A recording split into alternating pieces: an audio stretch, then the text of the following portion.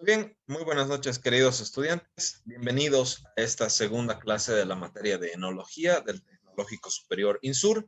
Mi nombre es Pablo Valdivia Aguilar y hoy vamos a trabajar la segunda parte de la parte introductoria, si vale el término, respecto a lo que viene a ser la enología, ¿no? La clase pasada, nuestra primera clase, habíamos visto términos generales respecto a lo que es la enología, ¿sí? La ciencia, el estudio, la técnica, el arte, sobre el proceso de elaboración del vino. Hemos visto quién es el enólogo, ¿sí? Quién es el sommelier. Hemos visto y tenían de hecho tarea respecto a el origen de la palabra sommelier como de la palabra sommelier, que provienen de dos diferentes regiones en el mundo, que tienen dos diferentes historias, ¿no? Y también les había dado la tarea de un platillito chiquitito que está hecho de plata y que tiene un cierto significado para lo que viene a ser la parte de la historia del sommelier, ¿no? Entonces, habíamos ido viendo justamente estos aspectos, ¿no? Hemos hablado respecto a lo que viene a ser el alcohol como tal, ¿sí? ¿Qué es el mosto, etcétera, ¿no? Y bueno, algo de lo que no hemos hablado es de una nueva tendencia que tenemos actualmente, ¿no? Hoy en día tenemos una nueva palabra, ¿sí? Dentro de lo que es el enólogo, el sommelier, ¿sí? Tenemos este nuevo término que es el enófilo, ¿ok? Con acento en la O, enófilo, ¿no? Entonces, esta palabra básicamente tiene un origen bastante cercano, más o menos el año 2015, un grupo de aficionados al vino comienzan a reunirse, ¿no? Aficionados que no tenían ningún tipo de estudio, pero que sí compartían un gusto general que era el de el vino, ¿no? Entonces, cada semana realizaban catas, se asesoraban ellos de una forma propia, ¿no? O sea, viendo videos, revisando algunas literaturas, etcétera, ¿no? Entonces, en ese tiempo, ellos empezaron a ganar mucha destreza, ¿sí? Y también mucho conocimiento. Hoy en día, el término ya está validado, principalmente en la Ciudad de México, eh, donde ellos lo que han expresado es que el enófilo viene a ser aquella persona que está apasionada con el mundo del vino, sí, sin haber tenido conocimientos previos, conocimientos ya sean de un enólogo o conocimientos de sommeliería, ¿no? O de la carrera de sommeliería o de la carrera de enología. Entonces, este enófilo viene a ser una persona que es un conocedor apasionado, ¿sí? Muy práctico respecto a lo que viene a ser el mundo del vino.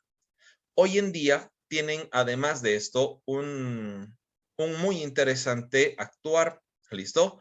¿Por qué les digo esto? Porque hace mucho tiempo, bueno, en algunos lugares todavía se sigue trabajando de esa forma. Hay muchos restaurantes y hoteles importantes que contratan a los sommelier. ¿Para qué? Para que el sommelier pueda darles las ideas de la cata que pueden realizar en una cena, ¿no? Entonces, ustedes ya saben, han debido investigar, el sommelier es esa persona que se encarga de acompañar el servicio de la comida con la bebida, ¿no? Con el vino principalmente. Entonces, el sommelier, sí, estaba siempre recomendado para que les pueda recomendar qué tipo de bebida o con qué vinos acompañar ciertos alimentos, pero siempre de una perspectiva muy técnica, muy trabajada, ¿sí? Muy estudiada. Entonces, todo esto, el enófilo hoy en día sí lo hace con un costo un poco más bajo, pero la diferencia es que el enófilo hoy en día trabaja con la perspectiva del consumidor, ¿no? Antes el sommelier te decía, estás comiendo un filet mignon, tienes que consumir con ese plato este vino o este vino o este vino o este vino. Te daba limitaciones muy claras, ¿no? Mientras que ahora el enófilo ya lo ve desde la perspectiva del consumidor, lo ve incluso desde una perspectiva más de qué características está cumpliendo la cena en ese momento, si es una cena formal, si es una cena romántica, si es una cena de familia, ¿no? Entonces ya lo ve desde una perspectiva un poco más del consumidor, ¿no? Entonces se está contratando mucho a lo que viene a ser los enófilos en el mundo, donde se puede ir avalando que van a tener un gran espacio. Entonces hoy en día el objetivo ya no es ser el enólogo o el sommelier, sino el enófilo. Hoy se tiene que trabajar ese nuevo término, los enófilos. ¿Ok? Bien, sigamos adelante. Entonces, lo siguiente que tenemos para lo que es el trabajo, ¿sí? Es empezar a conocer dónde voy a iniciar mi plantación de uva, ¿no? Entonces, primera pregunta que me tengo que hacer, ¿qué es la vinicultura? ¿Sí? La vinicultura viene a ser el estudio y el conocimiento de todo lo que rodea el proceso de la elaboración del vino. Desde que yo agarro y pongo la primera plantita de vid al suelo, desde que yo estoy comenzando, ¿sí? A plantar, abro la tierra, le hago el surco, ¿sí? Pongo la plantita y la tapo, ¿sí? Y la comienzo a regar, ahí estoy comenzando mi vinicultura. Todos los procesos que conlleven, ¿sí? El crecimiento de la planta, sistemas de conducción, sistemas de riego, etcétera, etcétera, vienen a tratarse de vinicultura. Hasta que me da un fruto esa planta. Ese fruto lo voy a llevar a la bodega. En la bodega lo que voy a hacer es transformar ese fruto en vino, lo voy a embotellar y esa botella lo voy a comercializar o lo voy a poner para la comercialización, ¿no? Entonces, todos los procesos que conlleven el crecimiento de la planta, la obtención del fruto, la transformación del fruto en vino y que lo embotelle y lo comercialice, todo eso quiere decir que es vinicultura. ¿Listo? Entonces, por ejemplo, cuando estemos hablando del sistema de conducción de la vid, estamos hablando de vinicultura. Cuando estemos hablando del sistema de riego de la vid, estamos hablando de vinicultura. Cuando hablemos de los sistemas preventivos antiplagas que le atacan a la vid, es vinicultura. Cuando hablemos del proceso mismo de la elaboración del vino, es vinicultura. ¿Listo? Hasta que tengo el producto terminado, ¿sí? Recién para la comercialización, hasta ese punto se va a llamar vinicultura. ¿Ok? Luego de esto tenemos un segundo término que es muy parecido. Nos dice la vitivinicultura. ¿Sí? En este punto, la vitivinicultura viene a ser el entorno social que rodea a la vinicultura. ¿A qué me refiero? ¿Sí? La vinicultura es algo, ¿sí? Que me da dos límites. Cuando empiezo a plantar la uva y cuando lo embotello el vino. Esos dos son mis límites. Todo lo que está ahí en medio hemos dicho que es la vinicultura. ¿Listo? Pero yo les pregunto, ¿dónde voy a ir a plantar esas uvas? ¿En qué tipo de suelo? ¿En qué región? ¿Sí? Incluso tengo que saber si es que la gente del lugar va a aceptar el hecho de que yo empiece a plantar uvas para que de esa forma conmigo pueda trabajar. ¿Listo? Ejemplo, ¿sí? Lo vamos a ejemplificar. ¿Será posible que por más millonario que sea y quien sea que yo, aunque sea el alcalde, el bigotón, ¿no? Pueda agarrar y poner un viñedo al centro de la jardinera de la Blanco Galindo? ¿Ustedes qué dicen? ¿Funcionará o no funcionará ese viñedo? No, bueno, ¿Por qué no? porque la uva, mientras más alto sea el clima, por ejemplo, Tarija, La Paz, mejor va a ser la cosecha. Ah, perfecto, interesante deducción. Me parece muy bien. Pero ¿qué más? ¿Ustedes por qué otra cosa creen que no va a dar ahí al centro de la Blanco Galinda? Soy el papito bigotón, ¿no? ¿Por qué no va a dar? Porque podría ser que el espacio es muy pequeño, tal vez, como Ya, está perfecto, a los bordes, tiene una barra de cemento y eso yo creo que no sería perfecto. bueno. Una limitante, ¿no? Además que por ahí pasan los autos, pasan los micros, muchísima contaminación, no hay cuidado, las plantas se pueden hacer miechica a cualquier rato, ¿sí? Aunque den frutos, los frutos van a ser de repente de mala calidad porque el tipo de suelo por debajo no sé dónde será, cómo será, qué calidad tendrá, no sé si habrá agua por debajo, no habrá agua, quién les va a regar, ¿no? O sea, hay un montón de factores que me impiden decir, aquí voy a iniciar mi vinicultura. ¿sí? Acuérdense, vinicultura, donde voy a ir a poner la primera plantita de vid al suelo. ¿No? Entonces, si yo no cumplo con mi vitivinicultura, no puedo iniciar mi vinicultura, ¿sí? Otro ejemplo, donde vamos a verlo todavía más amplio. Y este ejemplo siempre lo he manejado. Supongamos que soy ultra mega recontramillonario, ¿no? Y por X o Z motivo llego al Chapare. Y en el Chapare, no, me he enamorado del Chapare. He dicho, no es el clima perfecto, me encanta todo, la vegetación, la gente, todo me gusta del Chapare. Acá voy a poner una planta productora de vinito, ¿no? Entonces quiero invertir acá en el Chapare para que haya una bodega de vinos, ¿no? Voy a invertir, no sé, unos 500 mil millones de dólares, no me importa nada, tengo la plata, ¿no? Entonces, ¿podré hacerlo? ¿Ustedes qué dicen? ¿Qué factores sí me dejarán y qué factores de repente no me dejarán? Uno es el clima. Ya, perfecto. ¿Qué tiene el La, clima? ¿Me la deja, no me tierra. deja? ¿Se puede, no se puede? Mm, ¿Qué dicen? El ambiente. Digámoslo, a ver, ya el clima y la tierra, lo juntaremos ambos, ¿no? De repente podemos decir, bueno, el clima del Chapare es un poco complicado. Cuando hace calor, pero hace calor con huevos, o sea, hace calor de verdad, ¿no? Ahí no te salvas. Cuando hace frío y llueve, puta, se te derrama el cielo. Señores, hay inundaciones y un montón de cosas. No se puede, ¿no? Otras veces hay tanta humedad que ni siquiera la misma tierra se mantiene quieta y hay un montón de cosas, ¿no? Entonces, ya, perfecto, el tema del clima. Sí, pongámoslo como un factor en contra. ¿Qué otra cosa creen que me puede evitar hacer mi bodega de vinos en el Chapare?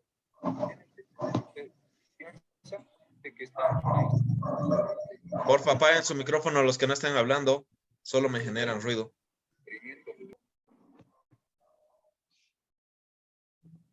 ¿Cómo es, chicos? ¿Qué otros factores ustedes dicen que me va a perjudicar o no me permitiría a mí hacer un viñedo en el Chapare?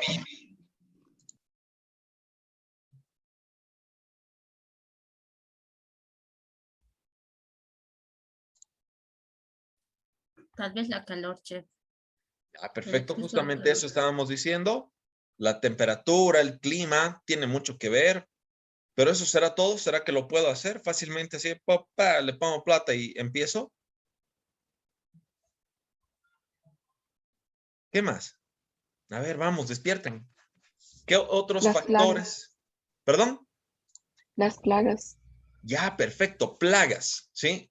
Hay muchos animalitos, muchos insectitos, incluso mucha gente de repente que me lo puede hurgar las plantas, me lo puede dañar y de repente no vaya a funcionar como tiene que ser, ¿no? Entonces, perfecto. Estamos viendo el tema de las plagas. Genial. ¿Qué más? ¿Qué otro factor ustedes creen que me puede perjudicar respecto a mi pequeño emprendimiento de ser vinícola en el Chapare?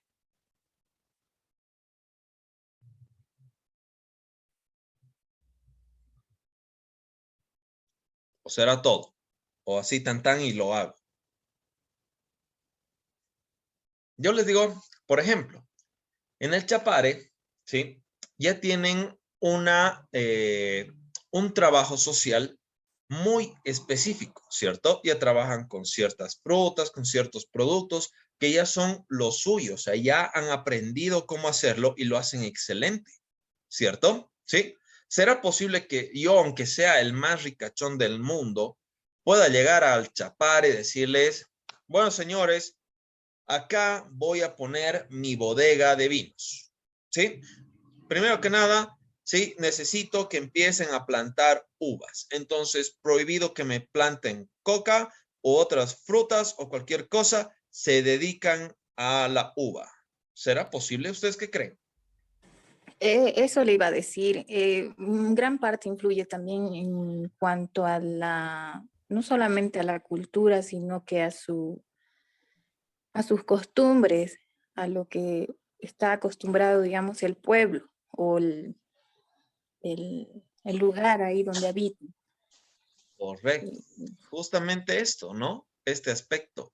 La gente del lugar tiene que poder o tiene que querer incluso trabajar con las uvas. Si de repente yo agarro y me busco cualquier lugar en el mundo que sea el más maravilloso del planeta, ¿sí? Pero la gente no está dispuesta a trabajar con el tema de los vinos, no puedo iniciar mi vitivinicultura. ¿Por qué? Porque la gente obviamente juega un factor súper importante en el cual, ¿sí? Es que yo dónde voy a vender mis productos, a quiénes, cuál es ese mercado objetivo, mi meta de ventas, dónde se va a ir. Por más que yo haga lo que haga, no puedo salir más allá, ¿sí? Si por lo menos la gente del lugar no está de acuerdo con el proceso, ¿no? Entonces, obviamente, yo de repente no puedo hacer una bodega gigantesca en el Chapare, ¿sí? De repente con algo pequeño y algo propio pueda ir arrancando y de ir creciendo y mostrándole a la gente y demás, pero de buenas a primeras no puedo iniciar así tan bruscamente,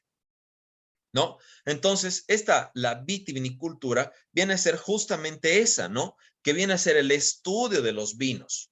¿A quiénes les voy a vender? ¿Cómo lo voy a vender? ¿Cómo lo voy a comercializar? ¿Sí? Su función social en determinadas regiones, ¿sí?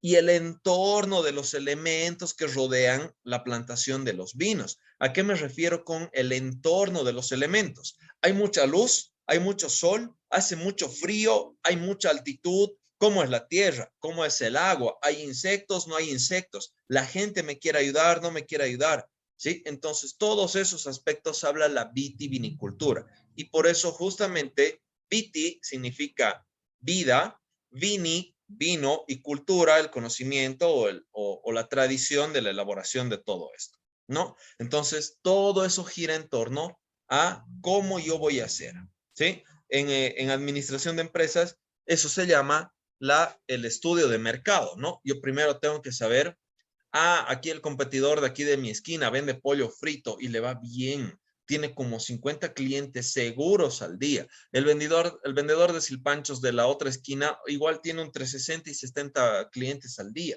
Estoy estudiando mi mercado primero. Entonces yo pondré un local de pollos a la braster y de silpanchos. De repente me va a ir mejor con los dos. Entonces tengo que estudiar qué es lo que voy a hacer antes de comenzar con mi proyecto. No puedo lanzarme a lo loco y voy a decir, bueno, no sé, aquí voy a hacer, entre el pollo y el otro voy a hacer, no sé, a ver, algo raro, algo, no sé, voy a poner una tienda de ceviches o de escabeches, que no tienen nada que ver, ¿no? Entonces, tengo que pensarlo antes de iniciar. Entonces, la vitivinicultura es el estudio del entorno social, ¿no? Y la vinicultura es desde que yo pongo la plantita hasta que tengo un producto terminado, que es el vino, ¿sí? Y lo pongo a la comercialización.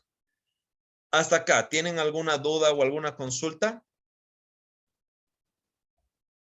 ¿Algo que no hayan entendido, que quieran que repita?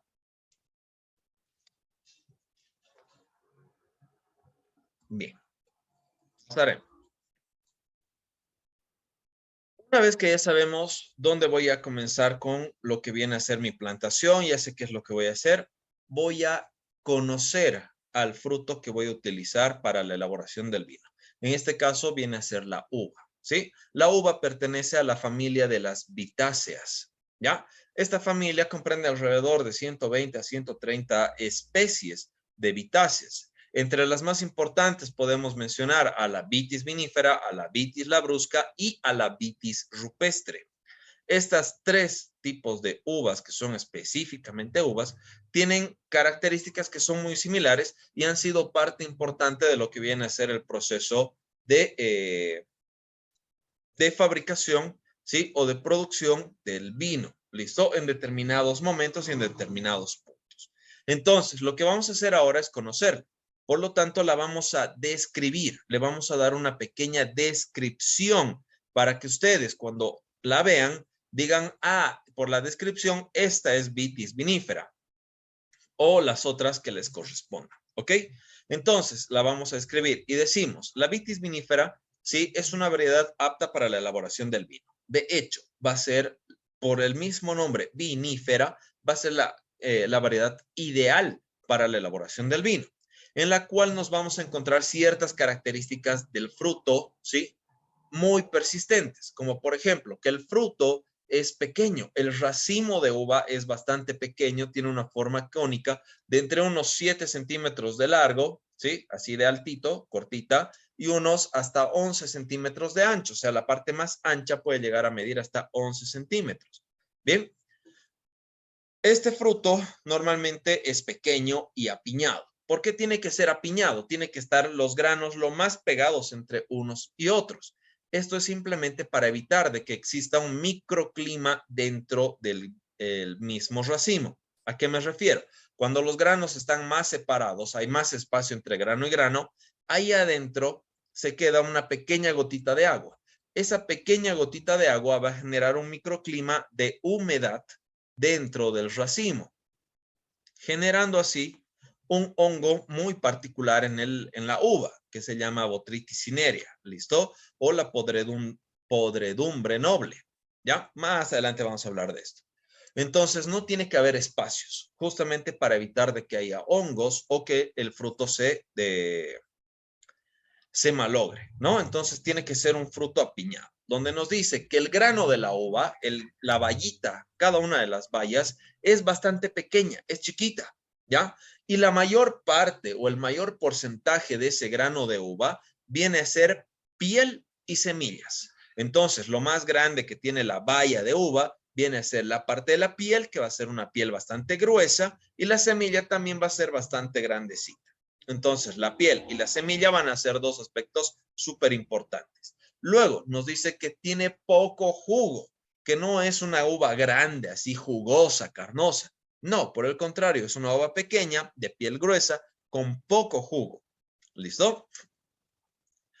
Donde nos dice que obviamente al ser la principal parte piel y semillas, ¿sí? Esos van a aportarnos una gran cantidad de taninos de gran calidad. ¿Ok? Entonces, vitis vinífera, vid ideal para la elaboración del vino, ¿sí? En la descripción rápida de la vid es que es de uva pequeña, ¿sí? Y apiñada, donde el mayor porcentaje de la baya es piel y semillas con poco jugo, proporcionando taninos de gran calidad, ¿no?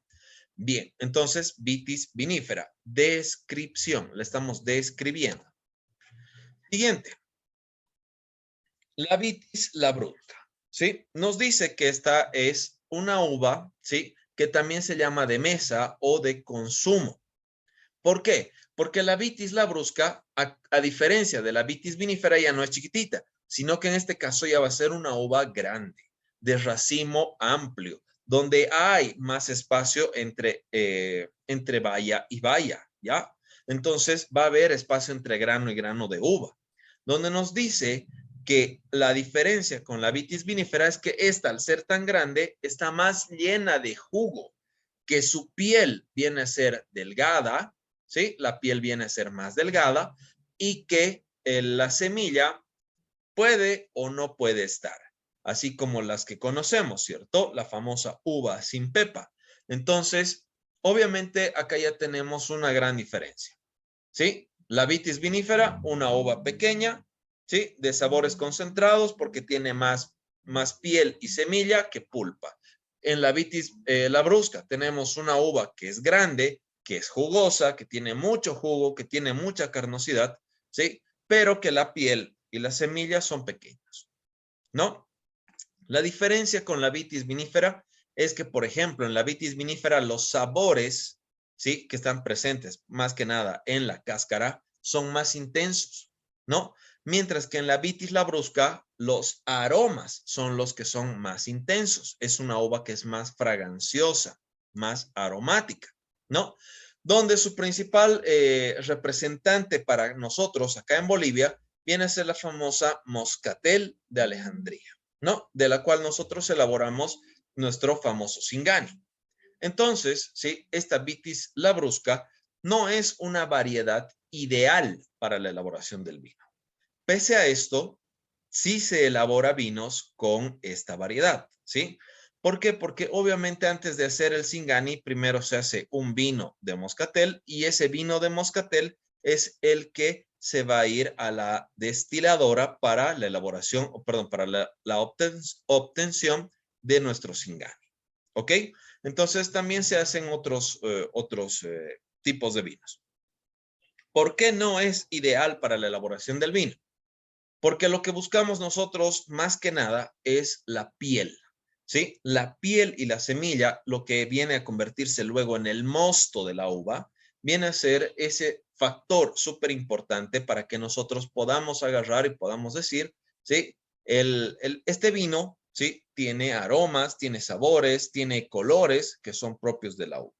Mientras que la vitis labrusca, normalmente, al ser su piel tan delgada, no le aporta mucho contenido tánico a nuestro vino. Por lo tanto, el vino termina siendo medio aguado. Aparte de que el mismo grano termina siendo mucho más, teniendo mucho más contenido líquido, ¿no? Entonces, no es una uva ideal, digámosla, para la elaboración del vino, pero aún así se elabora. ¿Listo? Principal reconocido, Moscatel de Alejandría, también la uva que comercializan normalmente ahora en el mercado, ¿cierto? Están los camioncitos pasando y uva casera, lleve su uva casera de Tarija, su uva, ¿no ve? Están voceando en los camiones. Es justamente esta, la Moscatel de Alejandría. Es una uva que es más grandecita, más carnosa, más jugosa, aromática, ¿cierto? Entonces es esa uva. Por último, la otra variedad, tenemos la vitis rupestre. En este caso, la vitis rupestre, como su nombre más o menos lo indica, es una uva más autóctona. Es una uva que normalmente nosotros la llamamos uva casera. ¿Listo? ¿Por qué uva casera? O uva de casa, ¿no? Porque esta uva tiene una particularidad de que es la que más rápido se adapta a cualquier tipo de medio, a cualquier entorno, ¿sí? Tiene una vida que es fantástica, no se deja atacar fácilmente por plagas ni muchas cosas, ¿no? Entonces, esta vitis rupestre, ¿sí? Viene a ser una de las primeras uvas que ha sido plantada en el continente americano tras la llegada de los españoles. Ustedes se acordarán que cuando llegaban los españoles traían consigo algunos alimentos para poderlos plantar o cosechar para tener alimentos en el nuevo mundo donde no conocían. Una de las primeras plantas que se ha instaurado en el continente ha sido justamente la vitis rupestre. ¿Por qué? Porque junto con la llegada de los españoles llegaba la Iglesia Católica para, ¿sí?, la evangelización. Entonces ellos tenían que elaborar con algo sus vinos, ¿sí? Y ese algo era la uva, ¿no? Entonces durante muchos años ha sido un factor súper importante para el proceso de colonización, principalmente el de los españoles, ¿no? Entonces, esta uva viene a ser esta uva que es un poco autóctona. La diferencia con las dos anteriores es que, como verán, la vitis vinífera es una uva que conserva su forma. Es muy claramente reconocible a la vista. La vitis vinífera, la vitis labrusca, también es reconocible fácilmente a la uva, a la vista, ¿sí? Mientras que la uva, la vitis rupestre, viene a ser una uva que nosotros no la podemos identificar o no se la identifica tan fácilmente. ¿Por qué? Porque en ciertas partes de la producción, el racimo va a ser más grande, el racimo va a ser más pequeño. En algunas partes el racimo se va a pigmentar, en otras partes el racimo se mantiene verdecito. En otras partes el racimo ya se está empezando a podrir y en otras partes el racimo ni siquiera ha empezado a madurar, ¿no? Entonces tiene muchas diferencias al momento de su producción. Por eso es que es una uva que es fácilmente acomodable en cualquier lado, ¿no? Y viene a ser la base para muchas otras cosas. Entonces, esta vitis rupestre viene a ser eso, ¿no? Es esa uva, ¿sí?, criolla, casera, que nosotros la encontramos en muchas casitas. Seguro alguien debe tener algún parral en su casa o ha debido ir a la casa de un tío, de un primo, de un amigo, de un conocido, de quien sea, que tenga un parral en su casa. Y ha visto cuando hay época de producción, a un lado un racimango, así pues grandango el bicharraco ese, y al otro lado un racimingo, pues así chiquitingo el pelado, ¿no? Apenitas, insultitos racimo. Entonces, ¿qué es lo que pasa? Pasa que no tiene una producción constante. El crecimiento de la planta no es constante, no es uniforme. La misma planta no madura de una forma en un lugar como en otro. La hoja es muy variada, tiene muchas formas, ¿no? Pese a esto, con el paso de los años, obviamente con la llegada de los españoles, nosotros hemos iniciado y hemos comenzado con la fabricación de diferentes vinos. Entre ellos, el famoso vino patero, el vino cholero y el vino oporto. ¿Por qué llevan esos nombres? ¿No? ¿Por qué se le dice vino patero? Antiguamente éramos muy visuales, ¿no? Eso se llamaba como lo primero que se me ha ocurrido. Tenía una forma de águila, listo. Isla Águila, ¿sí? El Salvador. ¿Por qué? Porque ha salvado a Cristóbal Colón de que lo maten. No sé, etcétera, ¿no? Entonces muchas veces éramos muy explícitos. Y patero hacía referencia porque el vino, para empezar su proceso de fabricación, se lo estrujaba o se lo machucaba con los pies, se hacía con las patas, ¿no? Entonces se decía antiguamente que ese vino ha sido elaborado con las patas, es un vino patero, ¿no? Se imaginarán por qué se le dice vino cholero. Y sí, evidentemente es porque antiguamente las cholitas eran las que estaban encargadas de la pisa de la uva y decían, ese vino cholero lo ha elaborado unas cholitas o unos cholitos, ¿no? Y bueno, el oporto ya fue llegando posteriormente con un tanto más de cultura. Ya es un vino fortificado que tiene características de altas graduaciones de azúcar como de alcohol, ¿no? Entonces ya son vinos que son naturalmente artesanales, ¿sí? Por su proceso de fabricación, incluso viene desde su misma materia prima, que en este caso es la vitis rupestre. ¿Ok? Se entienden las tres vitis, las más importantes, la vitis vinífera, la vitis labrusca y la vitis rupestre. Dudas, consultas, algo que quieran aclarar o consultar o que repita.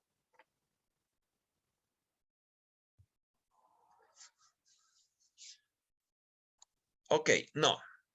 Entonces, acá le hemos dado una descripción. Si yo en el examen les pregunto, describa a la vitis vinífera, me dirán, es el fruto de la vitis vinífera, es pequeña y apiñada, donde la mayor porcentaje de la baya es la piel, las semillas, con poco jugo, proporcionando taninos de calidad.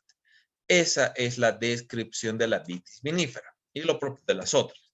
Acá ya les estoy dando la definición. Son dos cosas diferentes. Una la hacemos de forma visual, ¿sí? Muy con nuestras palabras, mientras que acá ya vamos a utilizar términos que ya son más importantes y que describen de mejor forma a la misma vid.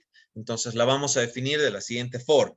La vitis vinífera es un arbusto leñoso, sarmentoso, perenne y de ciclo anual que se fija a tutores naturales o artificiales mediante órganos denominados zarcillos. Bien, entonces, un arbusto. Como siempre, vamos a tratar de definir mejor cada una de las definiciones, cada uno de los conceptos, ¿no? Un arbusto, básicamente es una planta que crece tanto a lo ancho como a lo alto. Puede crecer al ras del suelo, extenderse mucho, como también ir creciendo dependiendo si encuentra lugares donde sujetarse o donde agarrarse, ¿no? Entonces, este arbusto tiene una característica que es bien particular y nos dice que este arbusto, pese a que puede crecer 30 metros a lo ancho como a lo alto, en el plazo del tiempo recién va a lograr esta altura máxima, ¿no? Entonces vamos a tener una planta que puede llegar hasta 30 metros de alto, ¿sí? En estado libre, natural y sin que nadie le moleste. Puede llegar a ser muy, pero muy, muy, muy grande. ¿Ok? Lo cual no sucede con mucha frecuencia. Bien. Leñoso. Nos explica qué es leñoso porque la corteza de la planta de la vid, ¿sí? Es una corteza fibrilar maderizada que literalmente tú puedes agarrar, acercarte y jalar una tira o una hebra de la corteza. Es una corteza que está suelta, que es leñosa, que es fibrilar, que está compuesta por fibras, que son maderitas, que están libres. ¿Listo? Entonces, esta corteza fibrilar, ¿sí? Esta corteza leñosa permite dos actividades muy importantes en la planta, ¿sí? Primera, el intercambio con la luz solar. ¿Qué es lo que pasa? Desde tempranas horas de la mañana, el sol puede dar hacia la planta y calentar el tronco de una forma eficiente, lo que va a hacer que tenga un alimento de gran calidad desde tempranas horas de la mañana, la planta de la vid, ¿no? Sin embargo, otras plantas que tengan corteza, que ya es más compacta, más sólida, más dura, más rígida, lo que le quieran decir, ya tienen, ya son plantas, ¿sí? Que no calientan desde tempranas horas de la mañana, pero que tienen otra característica que es que desde la tarde completan su crecimiento y que tienden a ser un poco más grandes y amplias a su vez. ¿Listo? De igual forma, lo que viene a ser la parte de el agua, ¿no? El intercambio con el agua en este caso va a ser desfavorable en el caso de la planta de la vid, ya que como máximo vamos a poder o permitirle a la planta estar en contacto con el agua 4 horas. Luego de esas 4 horas, la planta empieza un proceso de putrefacción del tallo, ¿no? ¿Por qué? Porque le permite ingresar muy fácilmente al agua en el tallo, lo cual evidentemente no sucede con una corteza que es rígida, que es sólida, que ya es más compacta. ¿Ok? Entonces, leñoso se entiende por la corteza que tiene o el tipo de corteza que tiene la planta de la vid. Sarmentoso nos dice que la planta se presenta en un sistema radicular, ¿sí? Que está compuesta por gajos y ramas. ¿Ok? Entonces, esta básicamente es un sarmiento que ha sido engrosado con el paso de los años, ¿sí? Y que cada una de sus ramitas se tiende a llamar sarmiento. Todos los tipos de ramitas que tiene la planta son sarmientos, ¿ok? Y que cada uno de estos sarmientos puede generar otro sarmiento exactamente igual, ¿sí? Y otra planta exactamente igual. ¿Listo? Entonces, la planta es sarmentosa porque básicamente la planta a su 100% está fabricada o está hecha de sarmientos, algunos que han engrosado más que otros, obviamente. ¿Listo? Genial. Vamos a borrar esto. Perenne, ¿sí? Hay un término que es interesante, justamente acá lo estábamos viendo un poquito, cuando está en estado libre y natural. Básicamente la perennidad habla mucho de esto. ¿Sí? ¿Por qué? Porque el significado de esta palabra es de larga vida o básicamente longeva. Esta planta, la planta de la vid, puede llegar a tener muchísimos, pero muchísimos años. Son árboles que pueden llegar a ser milenarios, ¿sí? Aún así dando frutos, ¿no? Entonces, esto tiene que ver, ¿por qué? Porque durante muchísimos años la planta puede llegar hasta crecer hasta 30 metros de alto, habíamos dicho, ¿ok? Entonces, la planta que ven en la imagen es una planta que es milenaria, básicamente es una de las plantas más antiguas que se tiene actualmente en el planeta, ¿sí? Estamos hablando de hace unos 286 años aproximadamente, de la época de Napoleón I, ¿no? Napoleón Bonaparte, que nos dice que esta planta exactamente había sido una de las primeras que ha traído desde Alejandría, Egipto, ¿no? Y que justamente lleva ese mismo nombre, el moscato ya no me acuerdo cómo se pronuncia del Alejandría, ¿no? El moscatel de Alejandría. Entonces, tenemos esta planta que es súper antigua, ¿ok? Entonces, esta planta nos indica que durante su juventud, durante los primeros 3 a 5 años, esta planta va a producir frutos que no son de muy buena calidad. Su mejor época va a ser entre los 5 y los 15 años, ¿sí? Y después de eso la planta va a bajar la producción. Va a seguir dando frutos, pero van a dar cada vez frutos de menor cantidad de frutos, pero compensando de que los frutos cada vez van a ser de mayor calidad cada vez, ¿no? Entonces, perenne significa longevo, ¿no? De larga vida. Es una planta que tiene muy larga vida. Ciclo anual. Yo creo que la mayoría de ustedes ya se da cuenta que ciclo anual hace referencia a la cantidad de veces que produce fruta en un año, ¿no? Una sola vez al año esta plantita viene a dar fruto. Tiene un periodo del cual podemos denominarla como periodo de vegetación, ¿sí? Y periodo de invernación, durante el cual la plantita va a estar en descanso, ¿no? Durante el periodo de vegetación, la planta cumple muchas funciones de crecimiento y durante el periodo de descanso, la planta termina haciendo un receso para recuperar todo lo que viene a ser energías gastadas en el proceso de producción, ¿ya? Hay algunas plantas, ¿sí?, que se han logrado modificar genéticamente para abastecer correctamente a lo que viene a ser un mercado demandante. En este caso, el caso Brasil, ¿sí?, donde ellos han jugado genéticamente para alterar a la planta y en vez de que sean de ciclo anual, se han vuelto de biciclo anual. Obviamente se entiende rápido qué significa. Significa que generan 2 veces al año fruto, ¿no? Entonces tiene un periodo muy corto de descanso, básicamente se le obliga a la planta a volver a despertar y empezar nuevamente el proceso de producción. ¿Qué es lo que pasa y cuál es la desventaja con este tipo de sistema? ¿No? Que en el paso del tiempo se ha vuelto obsoleto.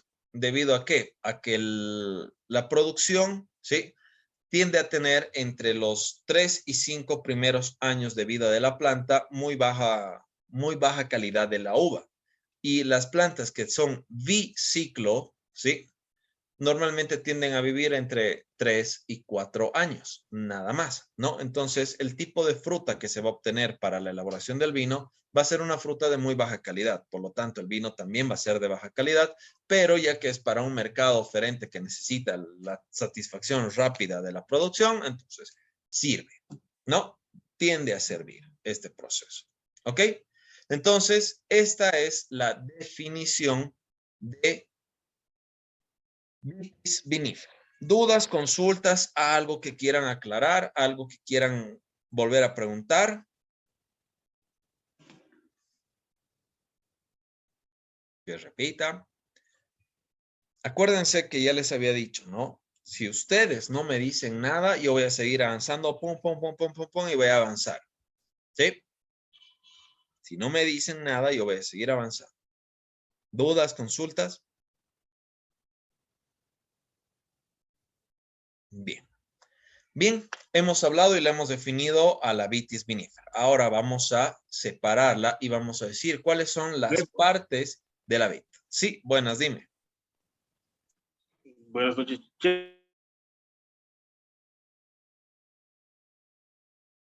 Sí, dime. Buenas. Hola. Osmar. Noelia Chávez, estás jugando en tu celular. Sí, seguro. Osmar, ¿me estabas hablando? Dígame. Hablen. Creo que se ha trancado su compañero. Lo vamos a esperar y igual luego me hace la pregunta. Bien, les decía, las partes de la vid. Vamos a segmentar y vamos a separar las partes de la vid. Va a ser con verde las partes principales y con rojo las partes secundarias. ¿Listo? Entonces, dentro de todo este conjunto de partes de la vid, tenemos que aclarar, ¿sí?, que van a haber partes que sí cumplen una función súper importante y que la planta en sí no puede vivir sin una de ellas o básicamente dejaría de tener sentido. ¿A qué me refiero con dejaría de tener sentido? Obviamente, si yo le quito la raíz o el tronco a la planta, no tiene ningún sentido, no hay planta, de hecho, ¿no?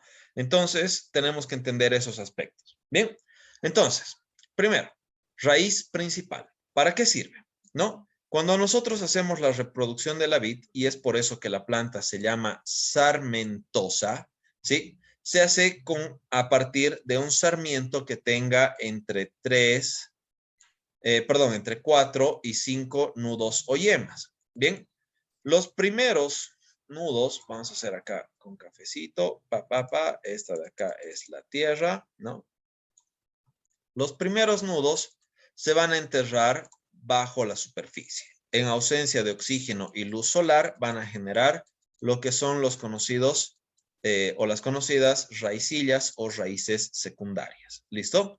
Entonces, la raíz principal, si se dan cuenta, viene a ser parte de un sarmiento primario, ¿no?, que ha iniciado todo el proceso, este sarmiento. Ese de acá es la raíz principal. ¿Para qué sirve la raíz principal? Simplemente es una especie de bomba que empuja todo lo que la raíz secundaria ha absorbido.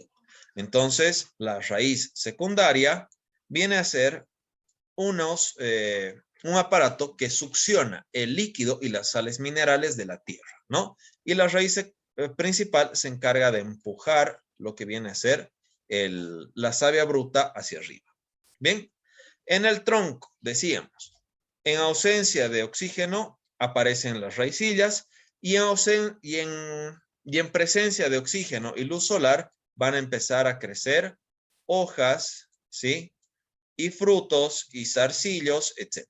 Bien, entonces, esta planta se la ha cortado, ¿sí? Voy a borrar, de hecho. Borrar. Lo he borrado todo, no importa. Entonces teníamos la raíz principal, ¿sí? Estos se han cortado lo que han sido el crecimiento de las hojas, ¿sí? Porque estas hojas con el engrosamiento se podían transformar en sarmientos, ¿ok? Entonces de ahí parte el nombre de sarmentoso, de que la planta en sí aparece como un sarmiento único, ¿listo? Entonces teníamos raíz principal, raíz secundaria, el tronco, ¿sí? Y luego tenemos los brazos. Los brazos son nuevamente sarmientos que han ido engrosando simplemente para fortificar la estructura donde van a aparecer nuevos otros sarmientos. ¿Listo? Según el sistema de conducción que vayamos a utilizar, los sarmientos pueden ser más o pueden ser menos. ¿Ok? Luego tenemos los sarmientos. Sarmientos, sí, hemos dicho, son las ramitas o los gajitos o los tronquitos que usamos para la reproducción. Todos estos sarmientos en su interior van a tener nudos o yemas. El nudo o yema viene a ser esos puntitos que tiene el sarmiento o la planta de vid, a partir de la cual están saliendo nuevamente hojas o frutos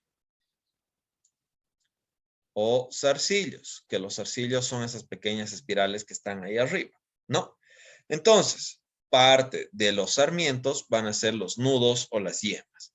Y de los nudos o las yemas van a aparecer las hojas, los frutos y los zarcillos. ¿Listo? Entonces, estos 9 de acá vienen a ser nuestras partes principales. Los repasamos.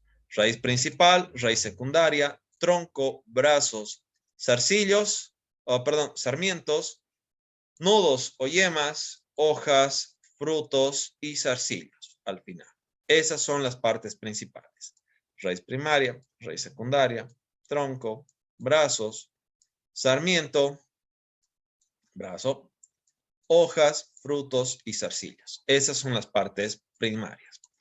Las partes secundarias, obviamente, entre nudos. ¿Para qué sirve? Se mide el espacio que hay entre un nudo y otro nudo, ¿sí? Y a través de una fórmula matemática se calcula en qué parte de la vid va a salir mayor cantidad de producción. ¿Por qué se hace esto? Porque cada año se recortan los sarmientos, se hacen podas, ¿no? Entonces, con la poda, toda la parte de arriba, esta parte de acá arriba, se va de la planta, ¿sí? Y tenemos solamente los brazos con algunos guiadores, ¿ok?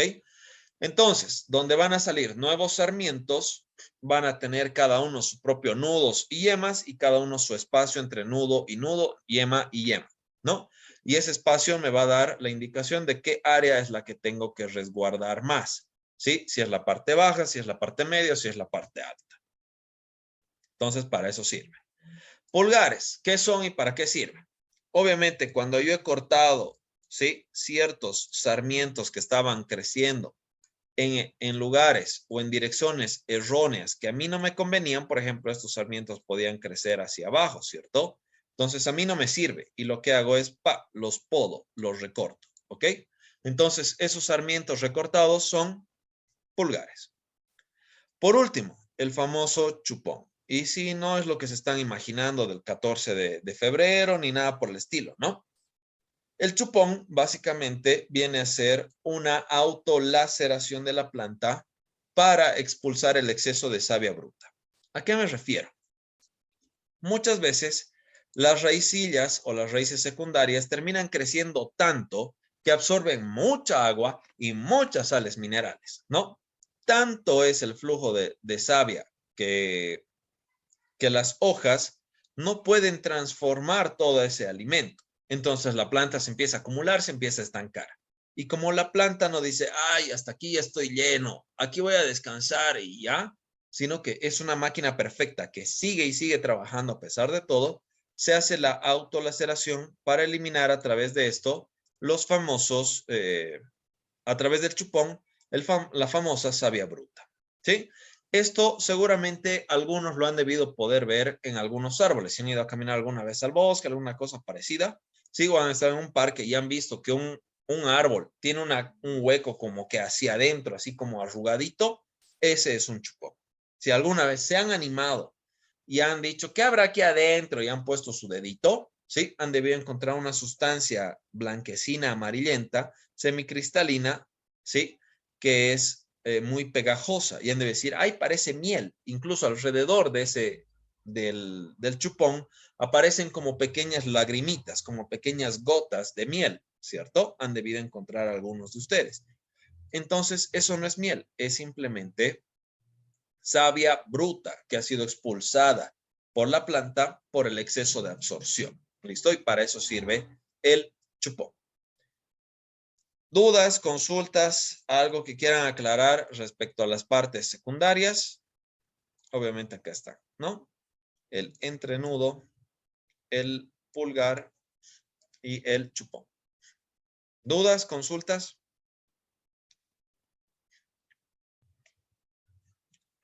No tienen dudas, perfecto. Entonces, yo les pregunto a ustedes, de todas estas, y sabiendo que todas cumplen una función importante en la planta, ¿cuál creen ustedes que viene a ser la parte más importante?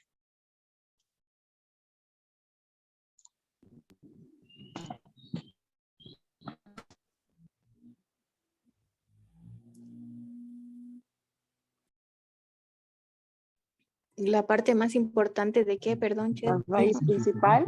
¿Cuál es la parte más importante de la planta de la vid? ¿Y por qué? ¿No?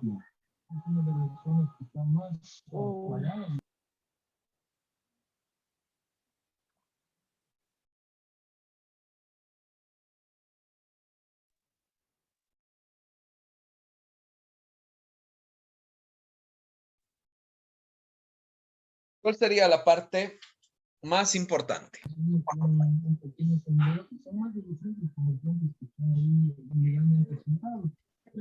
Principal. Bueno, hemos dicho, ¿no? Sin la raíz principal, la planta no vive. Sin la raíz secundaria, la planta no vive. Sin el tronco, la planta no vive. Sin los brazos, la planta no vive. Sin los sarmientos, ya no es planta de vid. Sin las hojas, sin los frutos, sin los arcillos, ya no vive. Pero de entre todas esas, ¿cuál vendría a ser una parte que es súper importante para la vid? Los O dos, ya. o las yemas. ¿Perdón?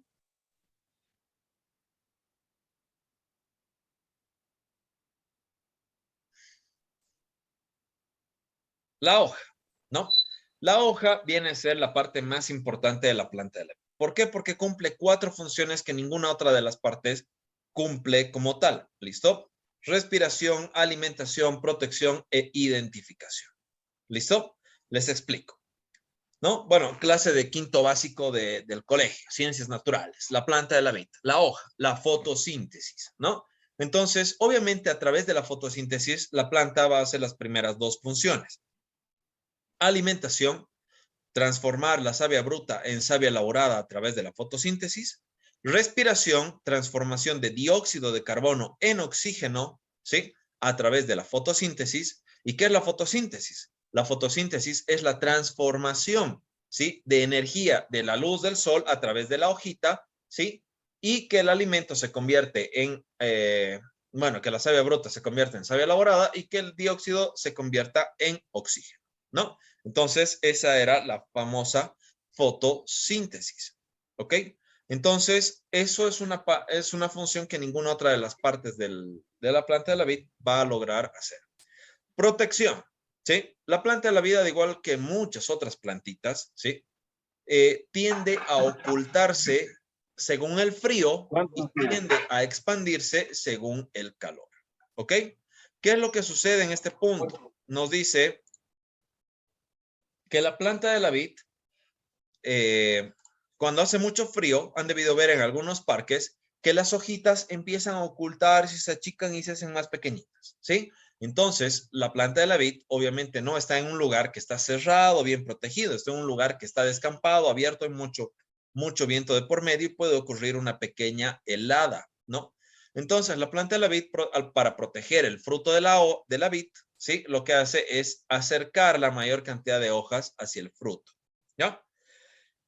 Cuando hace calor, lo contrario. En vez de acercarse a la hoja para evitar de que se formen microclimas ahí adentro, lo que hace es expandirse y hacer de que le llegue la menor cantidad de luz solar a la vid.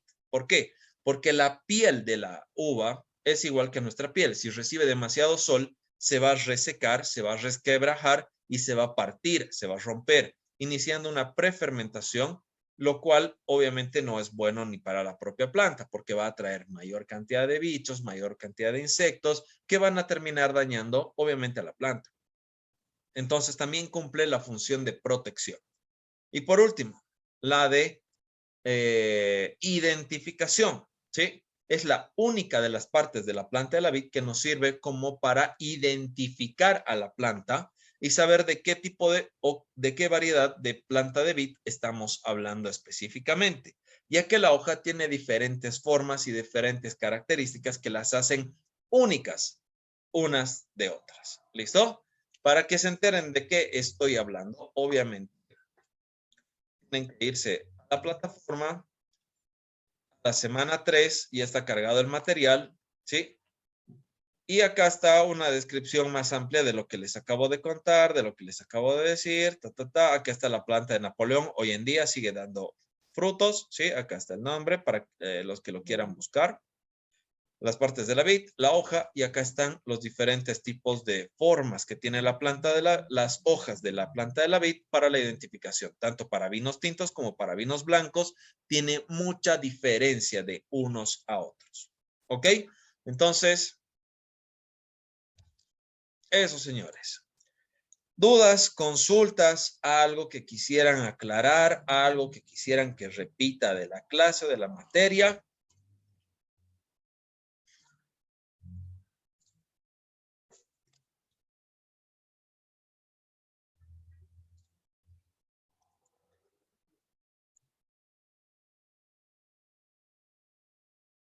¿Se entiende?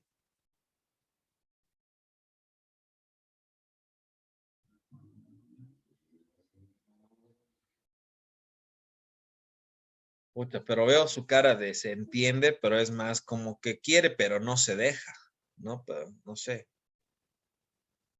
No sé si creerles o no creerles. ¿Qué pasa si ahorita les digo, a ver, cierren todo, repaso, examen? Yo creo que la mayoría se calca, ¿no? Bien. Bueno, como no hay preguntas, no hay dudas, me imagino que todo estará entendido. Y si no es así, ahí está el material de apoyo. Voy a subir su video a YouTube, ¿no? Voy a... y en el libro igual está la descripción de todo lo que hemos ido hablando. O la extensión de lo que hemos ido hablando. ¿De acuerdo? Bien, señores, entonces, como no hay más dudas, Chef, no hay más consultas, dime. Chef, perdón, no lo había escuchado. Yo sí le quiero preguntar. Dime. Por ejemplo, mi curiosidad mía es preguntarle sobre las cosechas. O sea, yo tengo entendido, digamos, de que la uva, mientras más alto, hay mejor cosecha. Por ejemplo,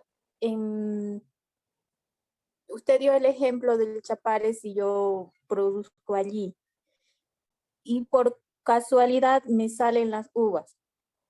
¿Salen del mismo tamaño las uvas, o sea, las pepas, o sale por el clima, ¿no? O siempre va a influir el clima en cuanto al ramo, ¿cómo se le llama? Al ramillete de la uva. ¿O va a ser lo mismo? Obviamente Sí. no voy a poder cultivar por ejemplo, en el oriente, porque ya se ha hecho estudios y realmente no crece la uva. Por En eso, realidad, sí. En realidad, sí. eh, Y crece, contame, pero hija. a lo que he visto crece, sí, pero no ha dado buena cosecha. O sea, no son plantas que realmente sea para tener una buena cosecha. Ya. En realidad, la planta de la vid, sea cual sea, una de sus principales características es que se adapta muy, pero muy fácilmente a cualquier tipo de clima. ¿Ya? Hay plantaciones ya de uva en el Chapare. En Santa Cruz también hay plantaciones de uva, principalmente en Samaipata, ¿no? De hecho, uno de mis proyectos es iniciar una pequeña hacienda en Samaipata, ¿no? Donde se haga vinos y un montón de cosas. Entonces, esas características se dan más que nada por diferencias climáticas. ¿Listo? Esto está en el libro. Esto lo íbamos a ver de todas formas un poquito más adelante, pero ya que la pregunta ha surgido, la característica de la uva a su adaptación es que en todas partes del mundo hay uva y en todas partes del mundo la uva da exactamente igual. De repente, ¿sí? A lo que te refieres es a que, por ejemplo, en el hemisferio norte, ¿sí? En la parte de acá arriba, hace un tanto más de frío. Al hacer un poco más de frío, la uva madura de diferente forma. Los azúcares no se llegan a formar dentro del grano de la uva, lo que hace que el sabor de la uva y del vino tienda a ser más ácido y más amargo. ¿Listo? Lo propio en la parte más occidental del planeta, ¿no? Obviamente estamos hablando de la Patagonia argentina, de la Patagonia chilena, ¿sí? De lo que viene a ser la parte sur de Australia y principalmente Nueva Zelanda y la otra isla que no me acuerdo ahorita su nombre, están... Bien, entonces van a ser aromas y sabores que van a ser muy ácidos. Pero ya más hacia la parte central, ¿sí? Tenemos un clima que es más cálido, más tropical y tiende a tener otra característica. La uva va a madurar más porque le va a dar mayor cantidad de luz solar. La luz solar hace que el fruto termine madurando mucho más. Por lo tanto, vamos a tener vinos que van a ser más dulces, más corpulentos, más alcoholizados, porque acordate que el azúcar luego se transforma en alcohol. Y ese alcohol es el que le va a dar la corpulencia a nuestro vino. ¿Listo? No solo eso, que en el mundo hay estas dos franjas exactamente, ¿no? Que están en latitud 30 y 50 sur-suroeste y en la latitud 50-30 en la norte, ¿no? Donde nos dice que estas dos franjitas lo que hacen es tener el clima perfecto. ¿Por qué? Porque tenemos vientos celicios que van de este a oeste, ¿sí? Recorriendo toda la parte americana principalmente, ¿no? La parte de Europa que ha sido tan beneficiada, Italia, Francia, España, Portugal, ¿no? Etcétera, ¿sí? Y algunas regiones de la Baja Rusia y de Japón y China, ¿no? Lo propio en la parte sudamericana, ¿no? Entonces son lugares que han sido denominados como que los mejores para la plantación de la uva, ¿no? Ahora, hoy en día, eso ya ha cambiado un poco. ¿Por qué? Porque a mayor altura tenemos mejores rayos solares. Los rayos UV no se desintegran tanto después de ingresar a la atmósfera y la transformación de vitamina D en azúcar dentro del granito de uva termina siendo de mejor calidad. Por eso es que los vinos de altura terminan teniendo una característica más importante al momento de la cata, ¿no? Al igual que la papa, por ejemplo. Ustedes sabían que para que la papa sea pintaboca, la famosa novela, la famosa pintaboca, la barrilito, la papa morada que conocemos, y no me acuerdo su nombre en quechua que le han puesto, pero esa papa no da en lugares que están al nivel del mar, solamente da en lugares que son muy altos, arriba de los 4.000 metros sobre el nivel del mar, exactamente lo mismo. El sol le afecta de la misma forma, hace que la maduración sea de diferente forma, ¿no? Entonces, eso. No sé si respondió tu pregunta, la verdad me he ido por las ramas tratando de explicar todo, pero sí madura. Sí, esa era la pregunta.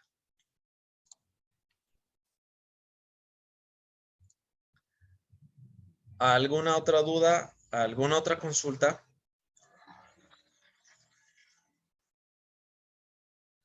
¿Alguien más que quiera consultar o aclarar algo?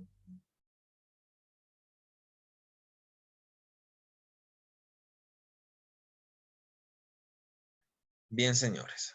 Bien, entonces, próxima semana, que nos cae 28 y 1 de marzo, no tenemos clases. La subsiguiente semana ya iniciamos con las clases presenciales y lo vamos a hacer en el mismo horario. 7 de la noche en punto. Vamos a entrar al aula de enología, que es el antiguo salón, el aula de bar, ¿no? Y vamos a pasar nuestras clasecitas aproximadamente hasta las 8:30, 9. ¿Listo? Entonces, si no hay más dudas, si no hay más consultas, chicos, eso es todo por la clase del día de hoy, ¿sí? Cuídense mucho, no vayan a cañar demasiado al corso, tratemos de que no haya una quinta ola, porque si no, vamos a suspender muchas cosas que no nos convienen, ¿no? Entonces, no es solo por mí, es por todos. Cuídense mucho, chicos. Bye. Chef, una cosa, ya que Hola, no dime. vamos a tener clase ya que no vamos a tener clase la siguiente semana, directamente nos vamos a ver en las presenciales, ¿qué cosas tenemos que llevar al instituto? O solo tenemos que ir con un uniforme y ya. ¿Ah? No he entendido, perdón. Le digo que como no vamos a tener clase la siguiente semana, el día de las clases presenciales, ¿tenemos que llevar algo o solo tenemos que estar con nuestro uniforme? Uniforme, tu libro y un lápiz para anotar. Porque, de nuevo, en el libro está todo. Y todo lo extra yo lo voy a seguir subiendo a la plataforma. La clase presencial la voy a grabar y la clase presencial la voy a subir igual a YouTube y de YouTube va a estar en la plataforma, ¿no? Entonces, obviamente no es motivo para faltarse, obvio. Pero aún así, no es necesario que lleven básicamente nada. Su libro es más que suficiente.